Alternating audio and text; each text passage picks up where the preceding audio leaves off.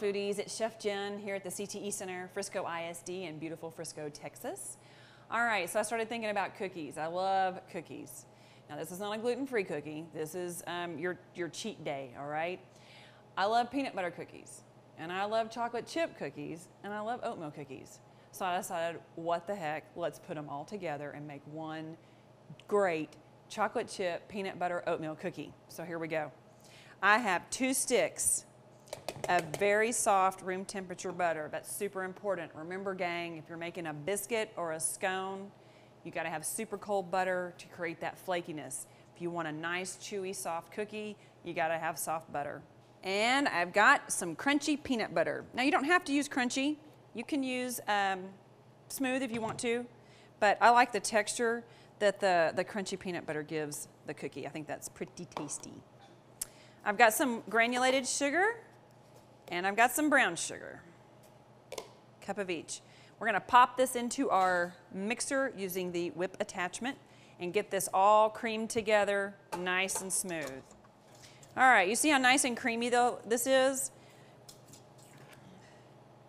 Nice and smooth, no lumps from sugar. We're gonna add our eggs one at a time. The reason you add eggs in one at a time is to give the batter a chance to absorb the egg. All right, so dry ingredients. We've got some all-purpose flour. We have our oatmeal, and what's really cool about this recipe is you could actually put up to 2 cups of oatmeal in this cookie if you wanted to give it more of an oatmeal cookie look. I'm just adding a cup today, but you could add as much as 2. I've got some baking soda, baking powder, and a little bit of salt. Mix these items all together. You can see that the eggs definitely made it a little bit lighter. Looks nice and creamy. Going to add in our dry ingredients. All right, now be really careful when you start your mixer. Don't go throwing it on full blast. You'll end up wearing half of what you stuck in here. All right, so some of the flour will start to incorporate, and once it does, then you can speed it up a little bit.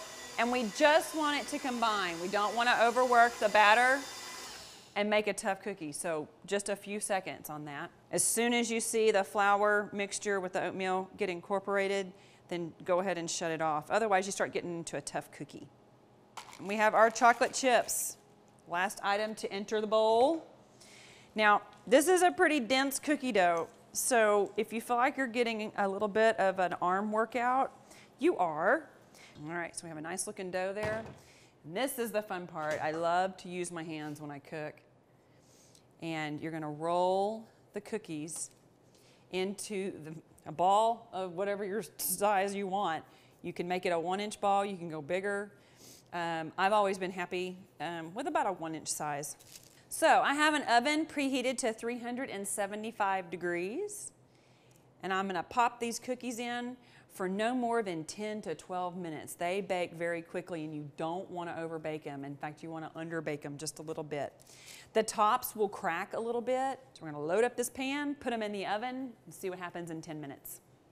All right, so here they are. They came out of the oven, let them cool for just a little bit, and you can see that the cookies have little cracks, and that's what you're looking for. And if you're worried about under baking or over baking, look into those little cracks while it's in the oven, and as long as it's still a little glistening, you're good to go, and then pull those bad boys out. These are wonderful, kind of healthy with the oatmeal, but we won't talk about the butter and sugar. Nobody needs to know that. Anyway, I hope you've enjoyed this recipe. I think they're a lot of fun. Kids love them, everybody loves them, and I think I'll go pour myself a nice tall glass of coconut milk and have a few of these. So this has been Chef Jen. Hope you enjoy. Go have a cookie.